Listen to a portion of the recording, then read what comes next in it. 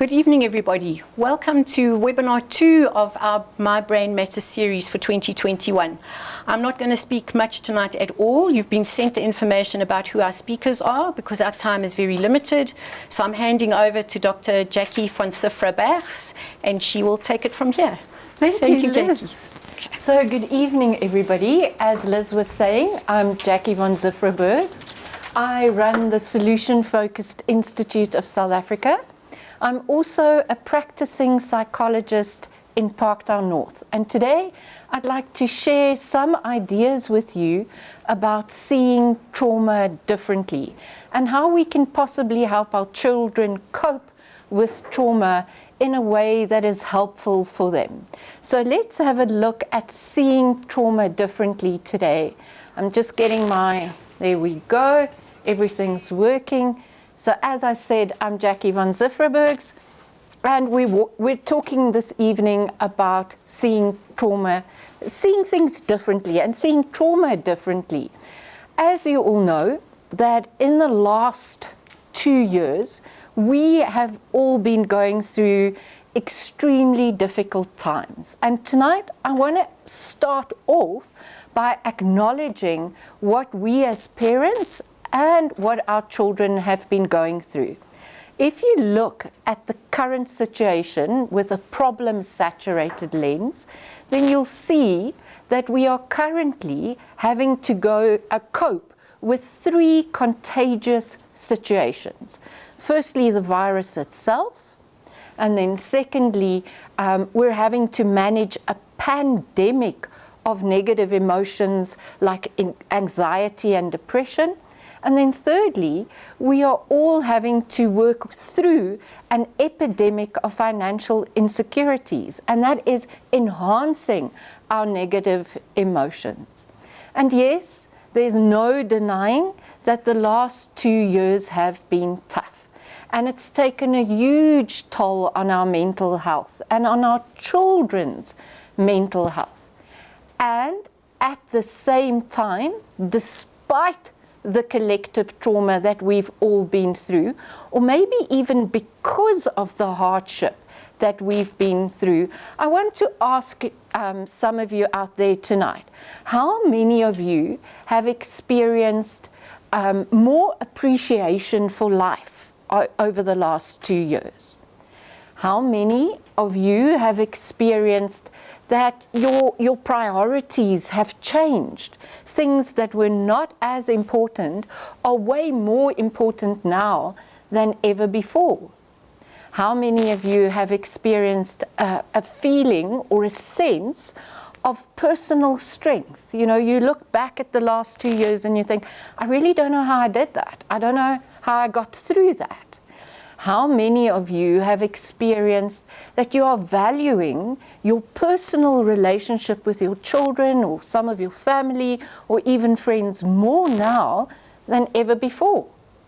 And how many of you can say to me, Jacqui, in the last 2 years, my spirituality has grown? Well, if you can say yes and answer yes, some of these things have happened to me, then you are experiencing what we call post-traumatic growth. We can grow through what we go through. Now, I'm not saying that trauma is good for us, and I'm not saying that every hardship has a silver lining. What I am saying is that we can help ourselves and our children to grow from what they are currently going through by looking at trauma as an opportunity to learn how to build resilience, how to cope, how to manage, and how to adapt to situations. Yes, our children have been through a lot. I'm in private practice and I'm currently seeing more grief, more hardship, more anxiety, more eating disorders, more depression, and more demotivation than ever before. Our children are living through a pandemic, through a crisis, through a collective trauma. They are constantly and daily reminded that the world is dangerous and things are not safe. Yet, at the same time, they are still going to school. They are adapting to the challenges thrown their way. They are learning new skills on a daily basis. They're adapting to socializing in a new way. They're adapting to learning in a new way. And they're constantly dealing and coping with challenges. Of course, our teenagers are struggling. They are demotivated. They're despondent. And they're even feeling hopeless right now, because everything has changed, and as things have changed, the demands have just gotten higher. Very recently, I said to my teenage son that he's going to be known as the youth that survived a pandemic. And he turned around and said to me, "No, Mom, I'm going to be known as the youth that lost my youth to a pandemic." So our children are going through hard times. They are struggling. However, if we look at how our children are responding to the trauma, if we start looking at what they are doing to adapt, to change, to survive and even thrive in this difficult time, you start noticing your children are wearing masks for 6-7 hours a day, easily. You start noticing they are finding ways to do things differently. You start noticing that they are finding ways to not only learn online, but socialize online. And our children are finding incredible and beautiful ways to keep going. And you will all hear Lloyd speak just after me about consciously adapting. Our children are all consciously adapting despite the trauma or even because of the trauma. So looking at trauma differently requires that we look at both sides of the coin. Yes, we acknowledge what people are going through. We acknowledge the feelings and the hardships that goes with crises and trauma. And we flip the coin and we also look at the resilience building, the coping, the adapting, the managing going on at the same time. When we look at research, it shows us that we all respond differently to trauma. Some people suffer from post-traumatic stress disorder. They find it hard to recover. They find it hard to find hope, and they stay stuck in an anxious state and need therapeutic intervention to help them manage, to help them get through the hard time. However, research shows us that most people that go through a trauma respond in a way that they find resilience to adapt, they find the resilience to cope and manage. So most people become more resilient in the face of hardship. And you can see that in the middle of the graph on your screen. And then some people experience positive change because of the struggle. And some people grow because they've learned how to manage the resilience, and then they experience post-traumatic growth, or some psychologists call it post-traumatic success. And we as parents, we can help our children grow resilience. We cannot control what has happened. We cannot control the hardship that they are going through, but we can control in helping them build more resilience.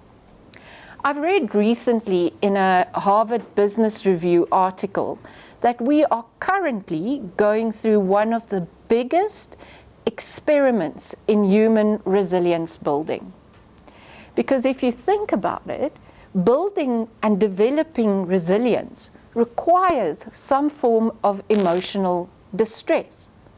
So if we as parents start noticing our children's resilience, if we as parents start amplifying their resilience, helping our children become aware of the ways in which they're coping, the ways in which they're adapting, the ways in which they are managing difficulty, then we are building their resilience.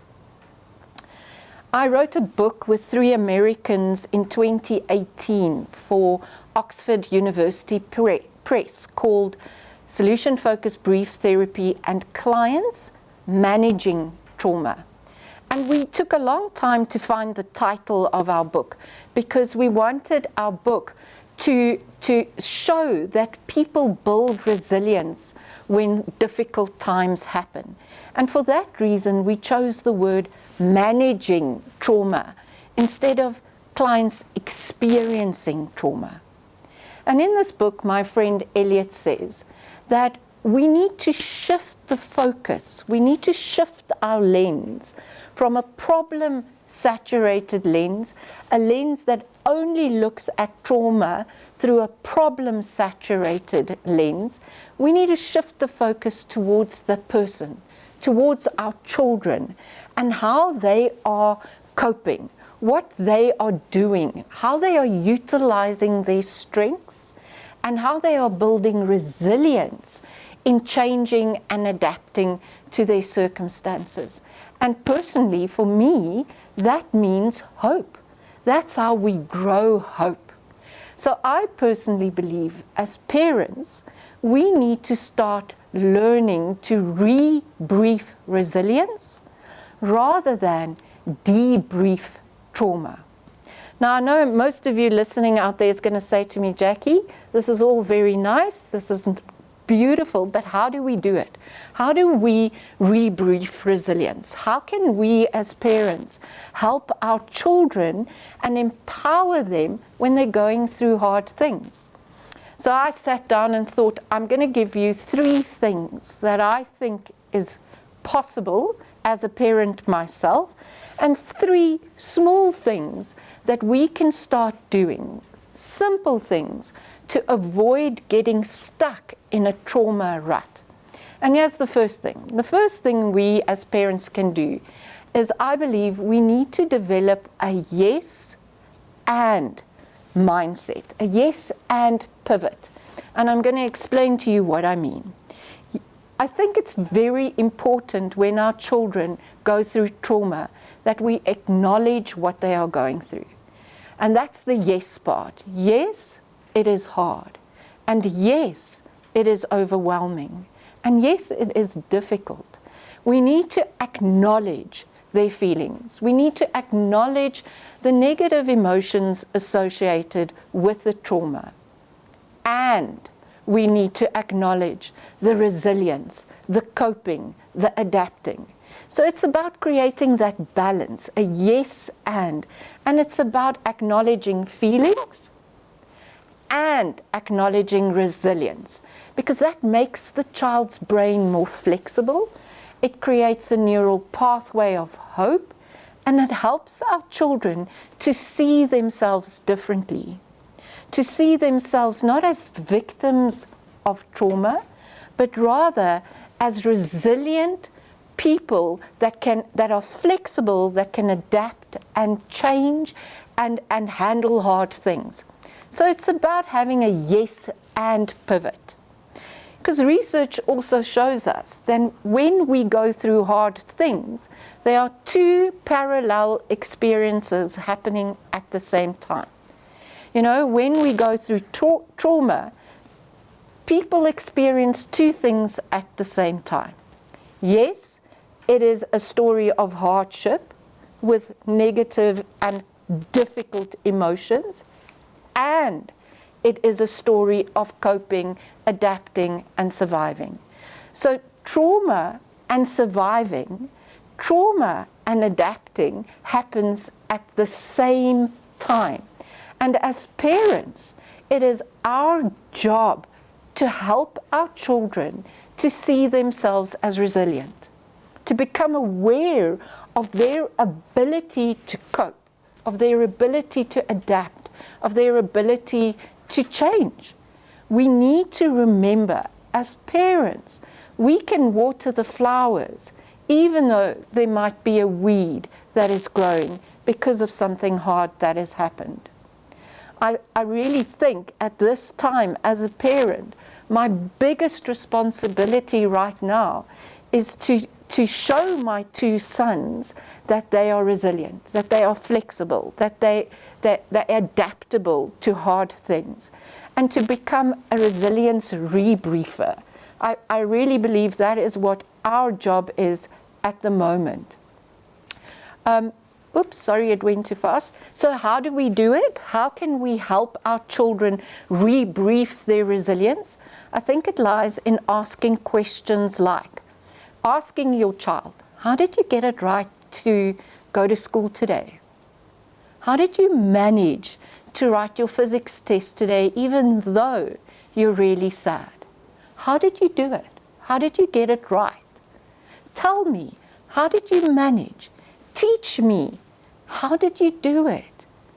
To ask your child, what did you say to yourself today? To just stick it out the whole day at school, even though things are very tough with Granny or it's not going so well at home. How did you do it? What did you say to yourself? And I think as parents, it's our job to ask little bits of detail about our children's managing, coping, and adapting. And in that way, we create an energy of praising their resilience rather than amplifying the panic of the trauma rut. So that's the first thing we can do. And then the second thing that we can do to help our loved ones cope with trauma is to become very mindful of our language and to be careful what and how we say things. Because as Desmond Tutu so rightfully said, that words don't only describe reality, words create reality. So as parents, we've got to remember and be mindful that the words we use, the phrases we throw in at a dinner table, how we talk about situations, that creates our children's reality. And when we go through trauma, we are naturally in a bit of a negative loop. We get stuck. And tonight, I'd like to share a few hope-catching words with you, words I use with my children. My boys call it psychobabble, but I don't care. I just keep going with my psychobabble until, hopefully, they use it too. And you'll be surprised. After a while, they use the same language you do. I want to start by just sharing the work of Carol Dwyer, a leading research psychologist who's done so much work on a growth mindset. And Carol talks about the power of yet. And I think that little word yet is a hope catcher.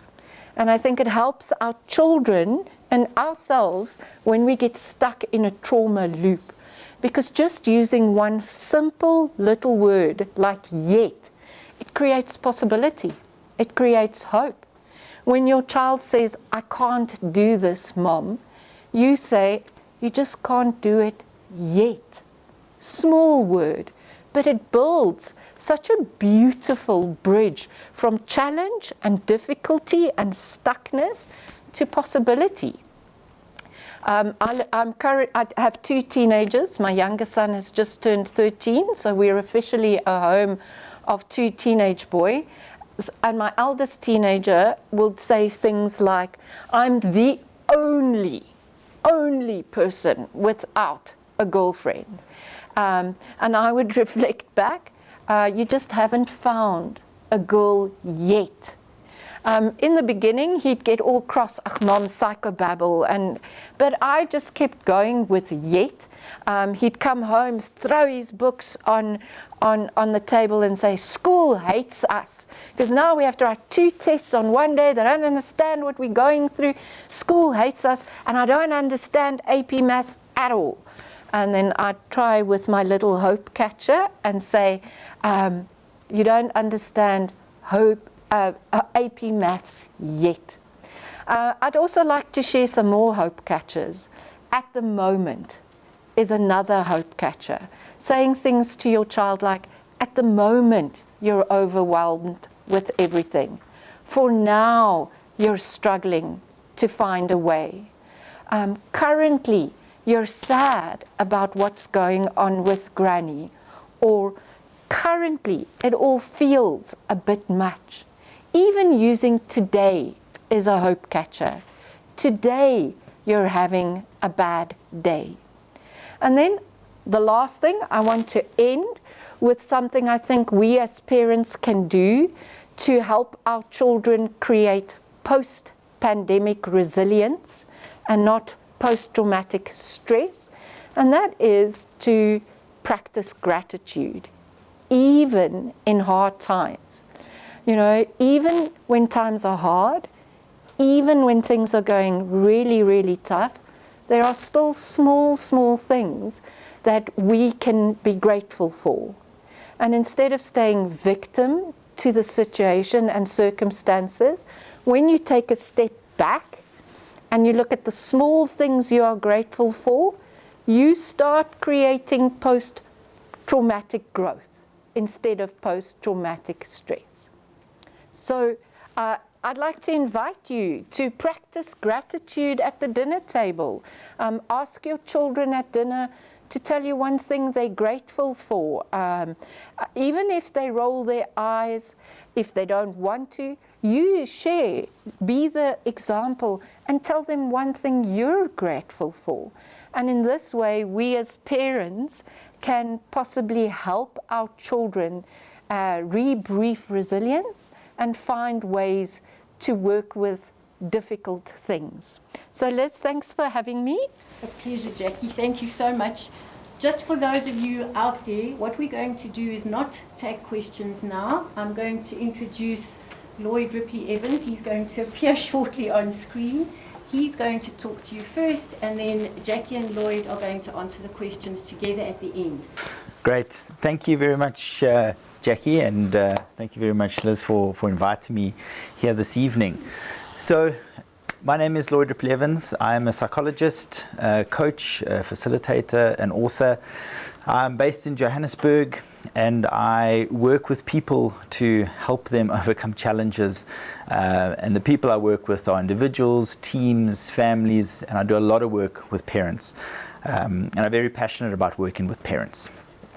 So it's great to be here, and it's great to have heard Jacqui speak, talking about resilience and seeing trauma differently.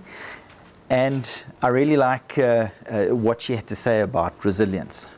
And I think my talk this evening, although quite different to what Jacqui had to talk about, I think it connects quite nicely to the idea of resilience.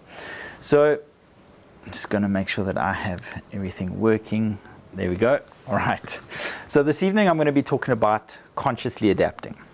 Jacqui mentioned a number of times the need for adapting, the need for change, and how children and how as a human race we've had to change and adapt, particularly over the last little while as we've navigated our way through this pandemic, which has been extremely challenging and overwhelming a lot of the time.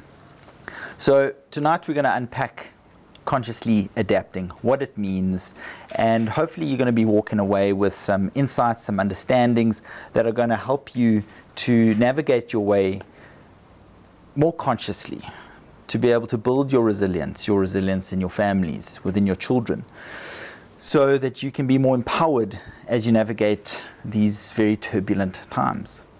And I think, as Jacqui had shared, the times that we've been through have been extremely turbulent over the last number of months. So much has changed. Our lives have been completely disrupted, turned upside down. The world seemed to stop for quite a while. Everything changed. Life as we knew it changed. At times it was quite refreshing. I think the novelty of that wore off relatively quickly, and everybody just wanted to get back to normal. And for the most part, we did. I think I'm probably not alone in saying that. I think we adapted and managed things pretty well. I am absolutely amazed at how well children have adapted. They are far more resilient often than adults are, but they have just stepped up and done what's needed, and they've seemed to be succeeding for the most part. I know it's not all that easy, but they really have done incredibly well.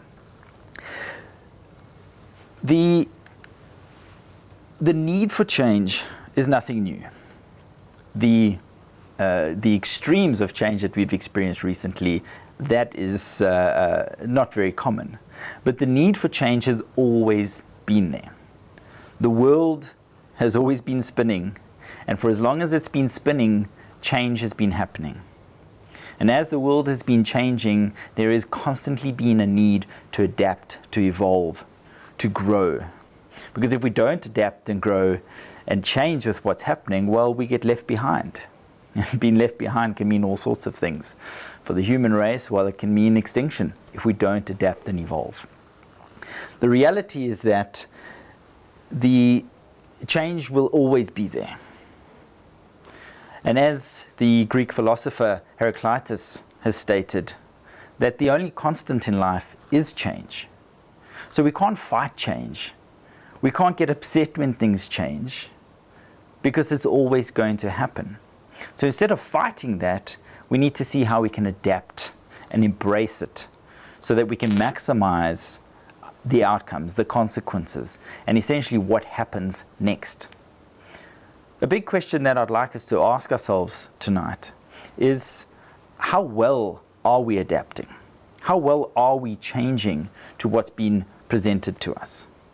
Now, the sort of pandemic aside and trauma aside, because that's quite different.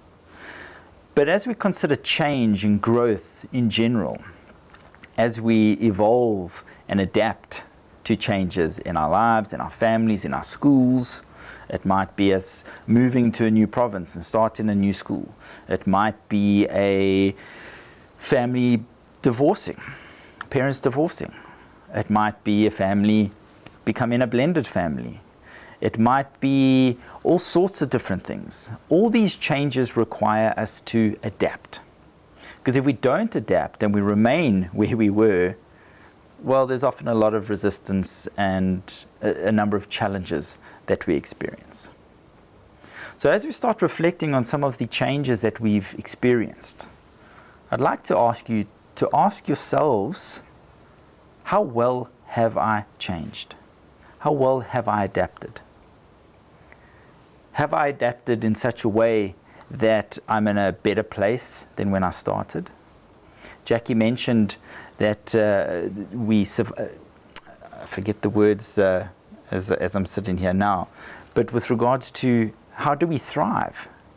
How do we use these opportunities or these experience of changes or change to grow? I like to engage with my clients from a very positive perspective, that through those hard times, those difficult times, those turbulent times, there's opportunities for growth. There's opportunities to reflect. Do we embrace those opportunities? Do we acknowledge them? Do we see them? Or also, as Jacqui said, are we looking through these problem-saturated lenses, and do we only see the challenge? If we only see the challenge, we're going to find it very difficult to take those necessary steps to move forward. And in a world that is constantly changing, we can see how that can become slightly problematic.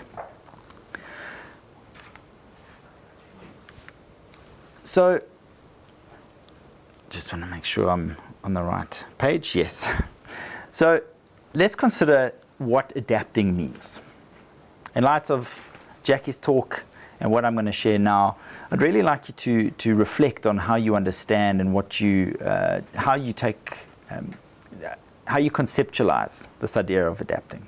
So we can look at some very stock standard dictionary definitions of adapting, which talk about making something suitable for a new purpose, to modify it, or becoming adjusted to new conditions, which is probably the most appropriate for talking about us as human beings.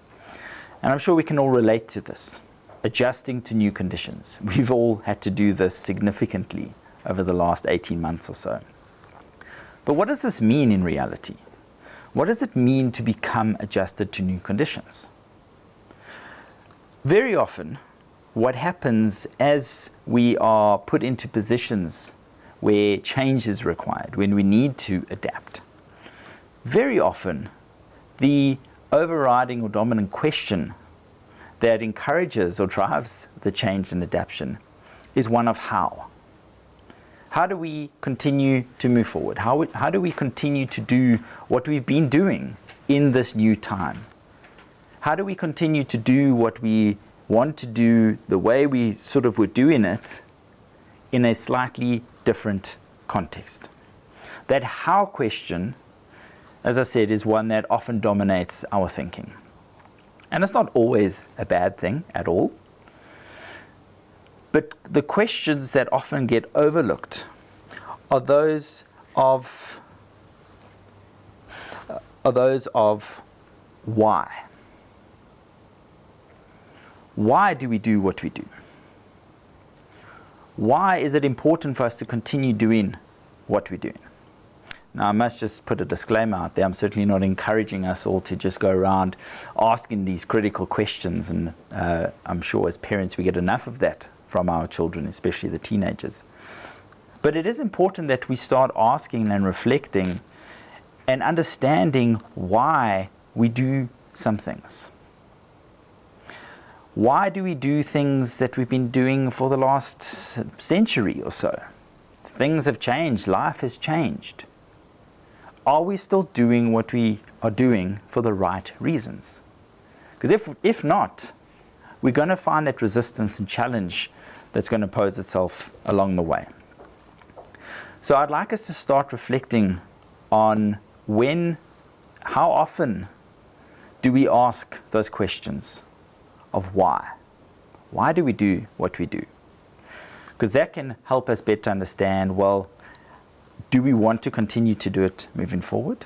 And if so, how do we then adapt to the new situation? And as we start reflecting on that, we can start shifting our focus to this term consciously. And consciously is defined as something that is done in a deliberate or intentional way. Something that is observable or seen and under the control of the person concerned. So there's this deliberate action. There's thinking, there's engagement. And it's very often the difference between reacting and responding. When we react, there's often not much thinking that takes place. When we react, we do something because we feel we need to. It might be a survival instinct that starts to kick in to some degree. And there's often not much thinking or deep thought into what we're doing. Responding, on the other hand, is far more thinking orientated. We're weighing up pros and cons to various degrees and depending on the situation, obviously. We're balancing the emotions with the practical considerations. And we're able to make informed decisions as we move forward. How often do we react as opposed to respond to situations? For the most part, particularly with the majority of clients that I work with, the overriding means of engaging with problems and challenges is by reacting. And when we react, we can't take control and take charge of the situation, which is exactly what I'd like to encourage us to start thinking about and reflecting on tonight. There's also, I think we need to take into consideration why people might choose to step away or not engage too much in the conscious thinking space. Because the reality is that the more conscious we are, the more present we are in our own lives, well, the more responsible we are. The greater sense of ownership and responsibility we take for how things unfold. If we are remaining slightly less conscious in our decision making, it becomes a little bit easier to step back and blame situations, blame people, blame pandemics, and so on for the way things unfold. So the less conscious we are, there's this understanding or this idea that we are operating on an autopilot. We just do what we do. We do what we've always done. We respond or react the way we've always reacted.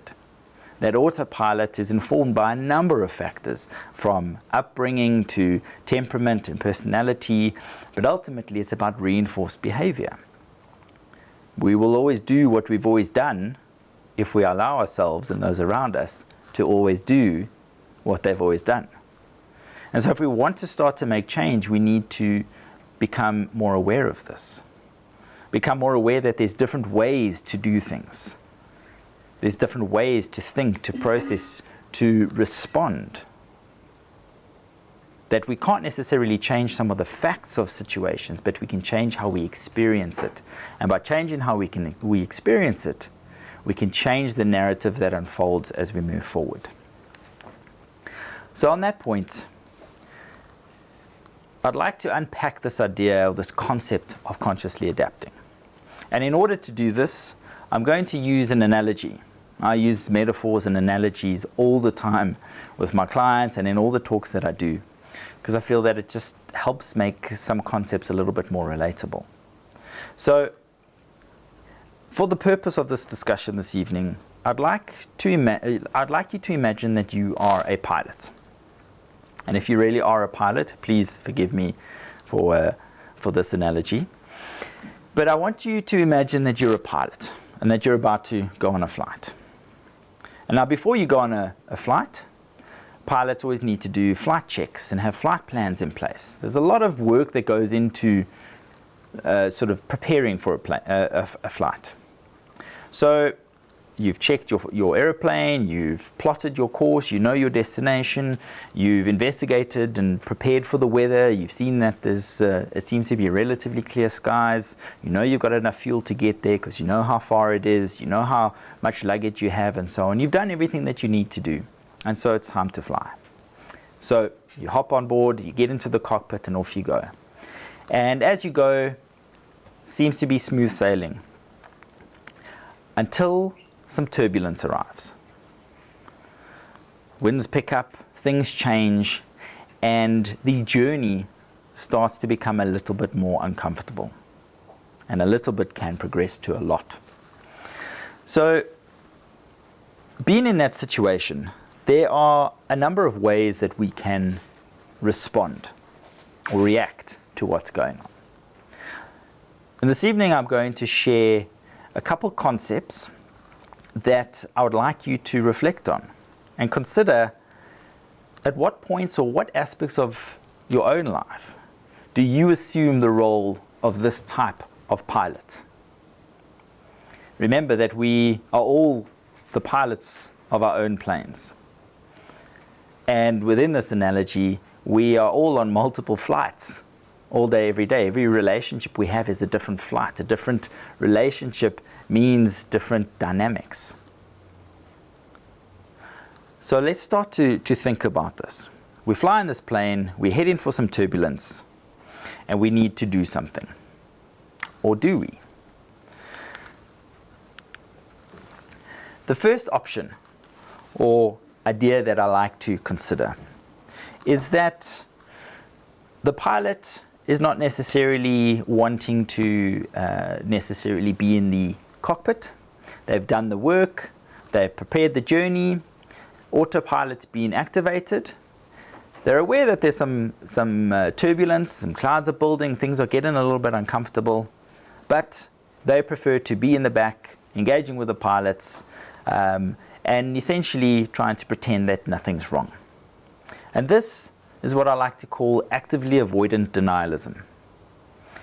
These words or these concepts are not necessarily Googleable, so I'll save you some time. I have concocted them for this presentation, so please just bear that in mind, and my definitions are my own definitions.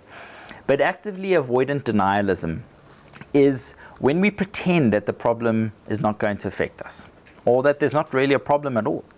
Turbulence, what turbulence?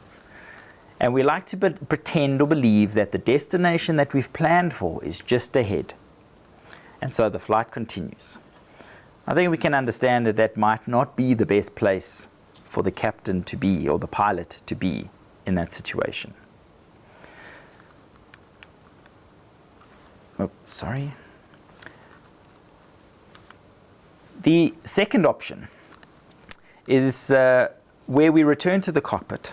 We understand that there's some challenging weather ahead of us, that we need to do something, or at least something isn't quite right. And so we put ourselves back in the seat, but we decide not to do anything.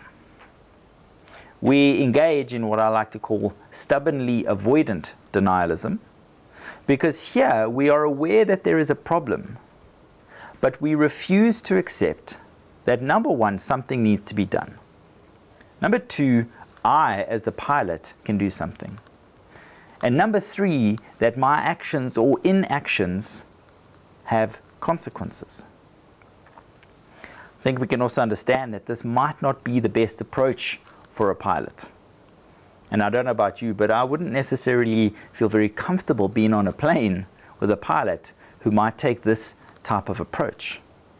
Stubbornly avoidant denialism. Knowing that there's a problem, but refusing to take any action. The third option is very similar, but a little bit different. So here, I like to call this stubbornly active denialism, because it's very similar to the first two options, where there's this avoidance, this denial that there's a problem. Here, very clear action is taken by the pilot. Here, the pilot sits down, straps him or herself in, turns off autopilot, and takes control, but with the intention of flying the plane to the destination according to the flight plan that they had planned. They'd done the work, and nothing's going to stop them from achieving or reaching the destination that they had planned to reach. Here, they aren't listening to any of the warning signs, the danger signs, the fact that the plane might be becoming a little bit unstable. They are stubbornly and actively denying the fact that change needs to happen, denying the fact that there are problems that they're experiencing, and that maybe something needs to change.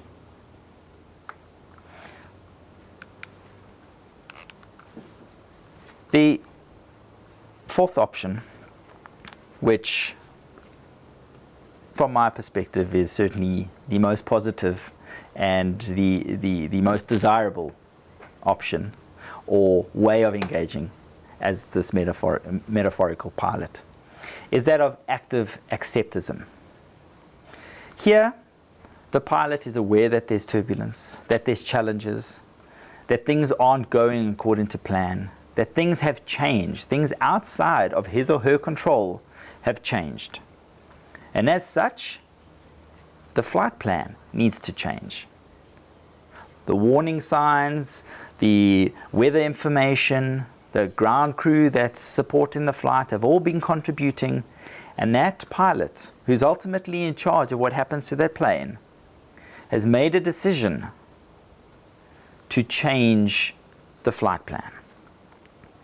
The active acceptism is about consciously and actively making an informed decision and implementing actions and changes that are going to be beneficial. A very important point here is to bear in mind that with regards to this idea of acceptism, it's not about accepting that things are different and that's just the way it's going to be. It's about accepting the fact that things change. That, as I mentioned earlier, nothing is constant except change. And we need to be able to be a little bit more flexible. The pilot in this active acceptism frame of mind is able to reassess whether the destination that they were seeking to achieve or arrive at is still a destination that they can arrive at. They start to reassess whether the route that they are taking to reach that destination, is it the right route? Maybe we need to take a slightly longer route to still get there safely. Because the whole point of the flight is to have an enjoyable experience. One that is enriching and ultimately helps us arrive at the destination that we want to arrive at. By actively engaging in this way of thinking, we can adapt and grow and change. We can reassess, is that destination still a valid and relevant destination considering the turbulence that we've experienced? If not, how do we find an alternative? Because if we don't, and if we head straight through stubbornly with this denialistic mindset, I think we can all understand that number one, it's not going to be a very pleasant and comfortable journey. But number two, that turbulence might become so severe that we may not make it to our destination.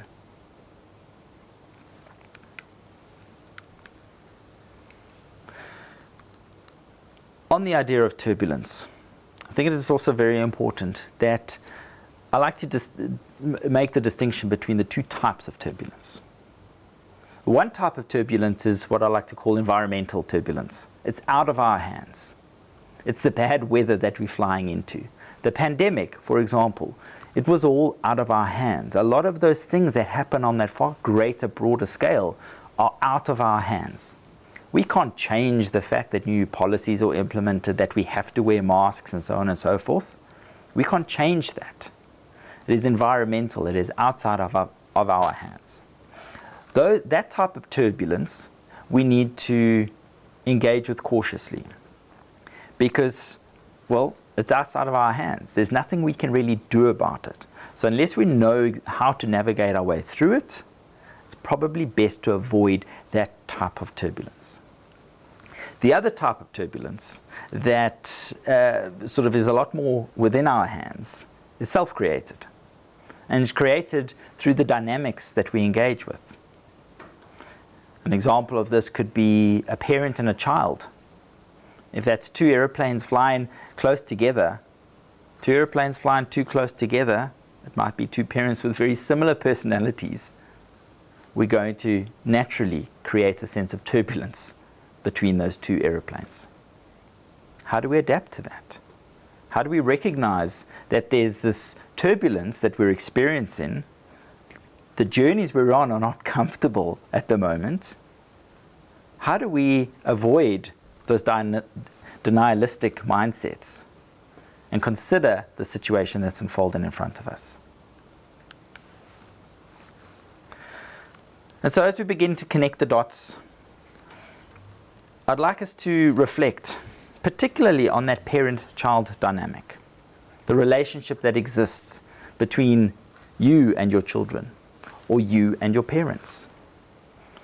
The turbulence that you're experiencing, how much of that is self-created to some degree, that you can actively accept and change or avoid? How much of it is outside of your hands that you need to understand, accept, embrace in order to adapt so that you can thrive? Reach the destinations that you want to. Adapt. Change your destinations. Adapt your flight plans. Because if we don't, and if we stay on course stubbornly to go straight through the turbulence, there's going to be challenge and there's going to be damage. Think about your flight plans. Think about how you've planned and prepared. And think about your flexibility and your ability to adapt, to grow, to change.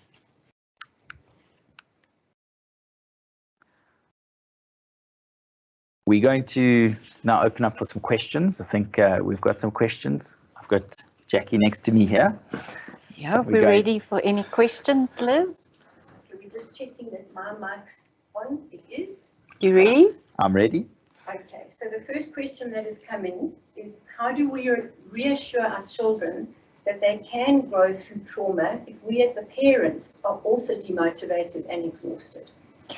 It's a brilliant question, because I think that's our harsh reality. You know, it's the first time ever that we're all going through similar things. We're all experiencing our own set of negative emotion and our own set of hardship, you know.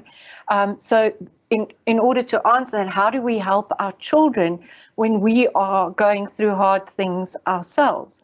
I think, you know, it's the three things stay the same for me, Liz. We've also got to look at our own resilience and our own way and our own strengths. We've got to remember that as parents, when we are going through hard things, there's also a parallel experience. We are also experiencing difficulties and hard emotions, but at the same time, we're also adapting, we're also coping, we're also managing in small ways, and to be kind to ourselves and say to ourselves as parents, you know, this is hard, but I too have been coping, I too have been trying. So also to create that yes and set for ourselves, because that is also a good example for our children. And for me, Lloyd, I use hope catchers all the time. I use them in my practice, I use them with my boys, and I use them with myself. You know, I'm having a hard day today. I'm going through a really tough moment. Currently, this is hard. You know, to give yourself those hope catchers in your self-talk gives your subconscious, helps you cope, which is then going to help your children. I hope I've answered that one, Lloyd. And if I could just jump in there, I think, as you said, you know, parents need to put themselves first. Parents need to understand that if they're okay, for the most part, their children will be okay, because they set the examples. They set the tone in the home. They set the tone for the dynamics at home. They model the behavior that their children are going to be living. And so I always encourage parents to, and I say this cautiously, sort of forget the kids for a moment. Put yourself first. If you're okay, your children are more than likely going to be taking a lot away from you because you're okay. A lot of your strengths and your resilience. So show them. It's your aeroplane analogy. You know, when there's no air in the plane, the aerostess says, put the mask on yourself first before you help your children. Yeah, 100%. So the next question is, teenagers often think their parents are speaking nonsense because we don't understand things today. How can we help our teenagers to understand that some skills are relevant even though things are different? Yeah. A rule of thumb, I think, particularly working with teenagers, is stop telling them. Yep. Because as soon as you start telling a teenager, they don't listen, particularly if they're your own teenagers. So I think help them understand by demonstrating. Prove to them that those skills that you're trying to reinforce, that you keep lecturing them on, that they just refuse to listen or hear, show them in action. Because otherwise, very often you're just going to create a lot more turbulence, and that can often lead to some unnecessary and unfortunate situations unfolding. And for me, I'm a mother of two teenagers. I agree with Lloyd. If you tell them, you create resistance. It's a wall, all right? And what do you know anyway? I mean, you're only X amount older. You only have 4 degrees. So what do you know, right?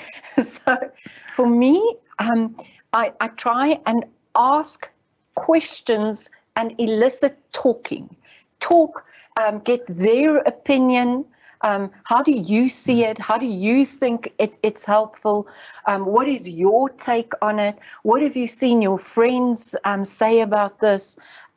It's about eliciting a conversation, using them as expertise. You know, sometimes parents don't think their teenagers or their children are experts of their own lives, but we are all the experts of our own life. And, you know, it's extremely valuable to ask your teenager, so how have you done this? How have you coped? How are you managing? What are you doing? Teach me as well as your parent, and not I'm here to teach you, because that doesn't work. You've actually answered a question that was asked already, so I'll leave that one out. But there's another question here. How can we recognize our own triggers to help not fall into their trap? How can we recognize our own triggers, Lloyd? Well, I think that's definitely is about becoming more conscious in our own space, becoming conscious in our own cockpit, so to speak, recognizing the challenges and hardships that we've been through, and well, what impact has that had? If we're so busy focusing on the destinations that we're trying to reach, the flight plans that we've created, this relatively rigid mindset in terms of this is what we need to achieve and this is how we're going to do it, or if we're so busy focusing on the other sort of people around us, our children, our partners, husbands, wives, and so on, we often get distracted from what's going on in our own space. So how do we do that? Well, it takes a lot of effort to begin shifting that focus. But when we start to refocus within ourselves, things start to change. And again, once they start to change within ourselves, the ripples of change sort of radiate outwards too. And I don't think there's anything wrong with saying to your children, I'm just going to stop here for a moment. I'm just stopping the whole thing. Because you've just had a trigger, you've just felt the emotion or whatever the case may be. Just stop the whole thing. Take a moment for yourself, recalibrate. If you need to take a time to, you know, I have often, I say, I'm just going to come in through another door here. Get up, walk out, come in through it, because I need to contain myself first. And there's nothing wrong with our children seeing us as parents take control, adapt, recalibrate, change the dials on the plane, and come in again. I think in a way it fits quite nicely with this next question, which is the last question. Is it normal to sometimes be too tired to want to try and adapt things or change how I see things? Can't I just have a bad day? Absolutely. Absolutely. Absolutely. And we're all allowed to have bad days at the moment. You know, we're all exhausted. Well, not just at the moment. Right. We're allowed to have bad days, pandemic or no pandemic. Yeah. And we're allowed to have off moments, off days. And yeah, I might, but this is my own take. We're just not allowed to have more than 3. All right, because we've got to rebrief. We've got to get back up. We can't stay there, because that's not good for us, and that's not good for our children. So of course, by all means, we're allowed to have an off day, off 2 days, but no longer than 3. That's my rule for myself, because then we're going to get stuck in a rut. And we're not going to find the energy to change the rut. So we can acknowledge and validate it, and we have to find ways to shift. I think what's so critical with that is that we need to normalize that we all have bad days, that nobody is perfect. We live in a world where there's this idea that everybody is striving for this perfectionism, because we see it on TikTok and Instagram and Facebook, and everybody presents something perfect, but there's no such thing as perfect. No. Life is hard, and we're only human, most of us. And as that, or as such, we are going to have bad days. We're going to have ups and downs, and we need to demonstrate to our kids that bad days are okay. Yeah. We need to demonstrate to them, how do we manage when we just need a sick day? It's okay if we call in sick and just have that me time to recalibrate, to refuel, to reassess and readjust, and then we take off again, and there we go. And because so often, sorry, Jacqui, so often, Yeah.